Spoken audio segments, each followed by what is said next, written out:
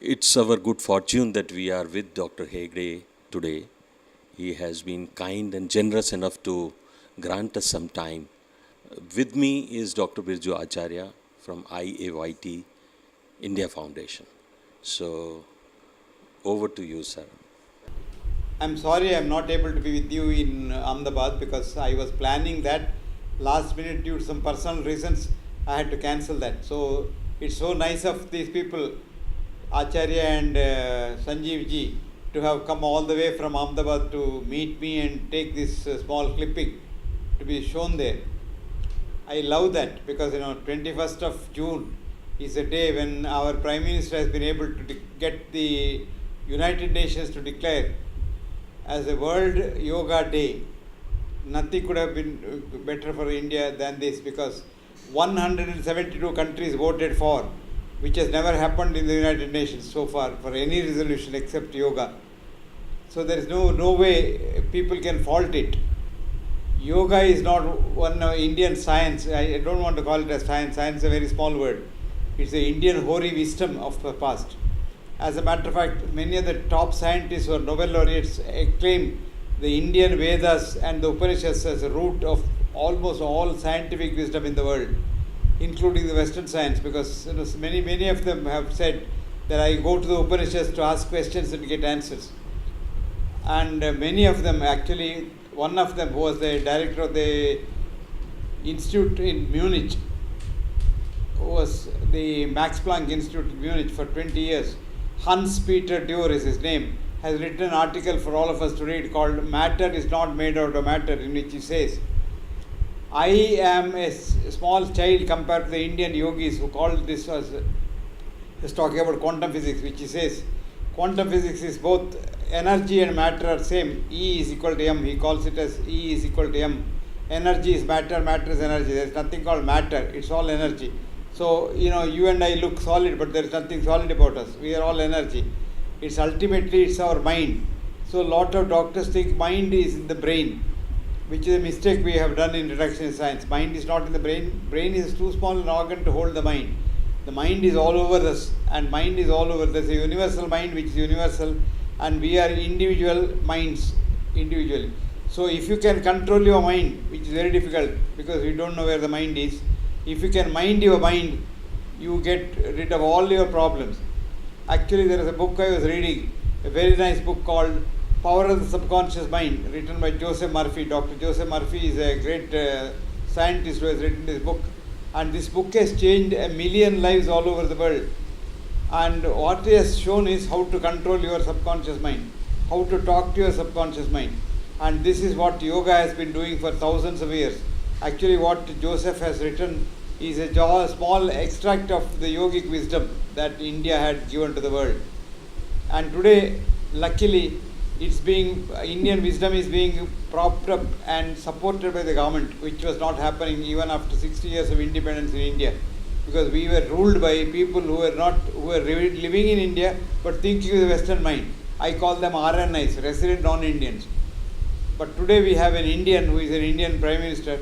He is supporting it. So I am sure that God willing, this will come forward. One of the greatest things that India could give to the world was this wisdom of yoga. And yoga, a lot of people who are mundane people think yoga is only asana. What they see in the television, some people doing asanas. If asana is yoga, then a lot of people who go to the gym every day should be all yogis. No, asana is not yoga. You can do asana but not yoga. Yoga is controlling the mind. Not controlling the mind but understanding the mind and trying to make the mind follow what you want it to follow. And that's called Chitta Vritti Nirodha Yoga. That's what Patanjali said. Chitta is that level of the mind which is a high elevated level. See, in Sanskrit, the mind has several words. In English, mind is only one word. In Sanskrit, a child's mind is called manas, where it's absolutely clean. There's no negative thoughts at all. And the child smiles at everybody. How many of us smile at everybody every day? We don't like people, we are angry with some people, we are cut up with some other people, we have our likes, our dislikes. Child doesn't have that. So that's called a mind is like a dark room where the child is sitting inside and looking out through the window. Whoever comes in front of the window, the child smiles. I am told a child smiles on an average 500 to 1000 times a day, and more number of times you smile, and smile automatically should come from inside, not laughing at artificial. Smile should come from inside of happiness. Smile is an outer expression of inner happiness. So if you smile about 500 times a day, you are a very healthy person and you have a very healthy outlook.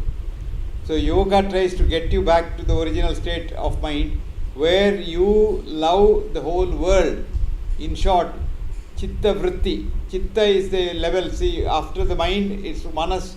Then you go to school. You are taught all bad things. This is so and so. This is this, that. So that's called buddhi.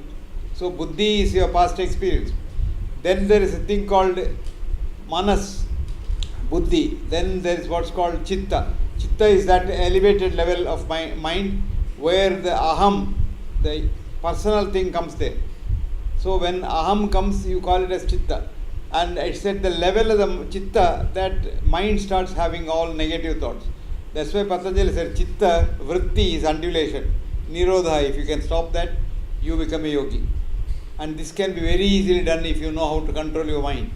And this is the essence of yoga and not asana.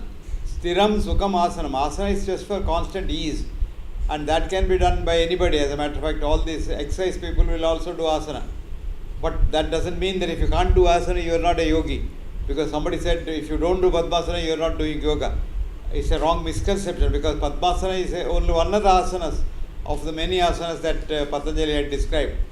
And it doesn't mean that Padmasana is a must for becoming a yoga teacher or a yoga understand yoga. So I recommend that yoga be propagated, and institutions like the one that you are today here, these are the ones doing great service to mankind. IAYT India Foundation is the organization that I am talking to today. And I recommend them, I encourage them, I wish them best of luck. And it's a good thing that they have done.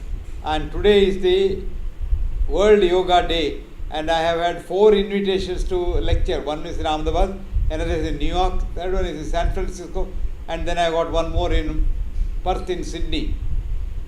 Unfortunately, I could not go to any one of these places. And this is the only place where I am sending this short clipping where something, I told them, just show this to the public, they know. So, friends, enjoy the day, get benefit out of it, practice yoga as a part of your life, and become a real yogi. A yogi is a good man. If you are a good human being, you are called a yogi. As a matter of fact, a lot of people say, I do yoga in the morning. They sit there for half an hour and say, Om, Om. And for the rest of the 23 hours, they'll see how to destroy others, how to make money by cheating others and things like that. He's not a yogi. 24 hours of the day and night, you must only do good things, be a good human being, then you become a real yogi. So I wish all of you who are here, who come here to this institution to get better, that you all become good yogis and good human beings. The world will change. As a matter of fact, research has shown that if 5% of the population become tranquil, crime rate will come down by 50%. So I hope institutes like this will spread the message and make people tranquil so that crime rate will come down and unnecessary expenses on crime, our jails, our police department, etc. will also come down. So I wish you all good luck on this day, and you hope practicing from today every day for the rest of your life. And you will see how life becomes so happy and you start loving humanity. You don't have any hatred. The negative feelings like hatred, jealousy, anger, pride, they simply disappear from your inside. And you start loving the whole universe. So you become a universal lover. And that's exactly what yoga is all about. So I hope you really train to be a good yogi, and yoga will automatically cure many diseases for the simple reason that when the mind is clear, diseases disappear. When the mind is clear, diseases don't come near you. Even if they do come, you recover very fast if you have a yogic lifestyle. So I wish you all good luck, Godspeed, and I wish this institution to exist here and spread this wisdom as long as the sun and the moon shine. Thank you very much. It was an opportunity to talk to all of you. So as a matter of fact, I hope in some future occasion, God willing, I'll be with you in Ahmedabad. Thank you very much.